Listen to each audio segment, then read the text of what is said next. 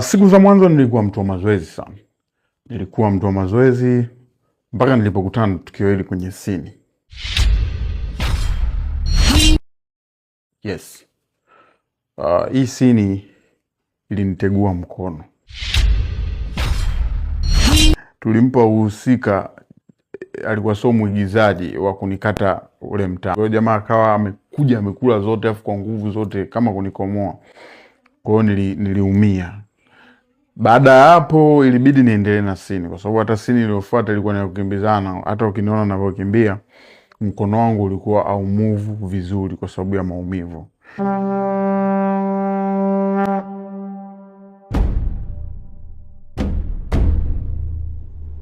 Kuumia nini na nini sio sababu ya kufanya ni simule story, ila kilichonifanya ni simule story ni kwa sababu baada ya kuisha Mission Impossible ilibidi nifanye pressure. Na kwenye pressure mkono wangu haukuwa sawa, afu niliacha mazoezi kama miezi 6 kwa sababu nilikuwa nikipiga tu push up huku panauma, nikinyanyua mwili bega linauma, kwa hiyo sikuwa mtu wa mazoezi. Sasa kwenye pressure nikakutana na sini za kupigana. Umeelewa eh? Ilibidi nipigane. So wakati napigana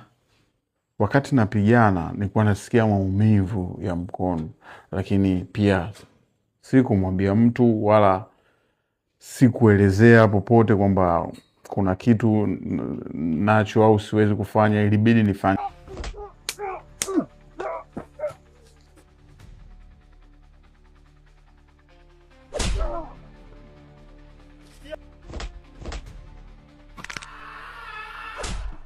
Funzo ni nini? Kwamba sanaa sio kitu chepesi.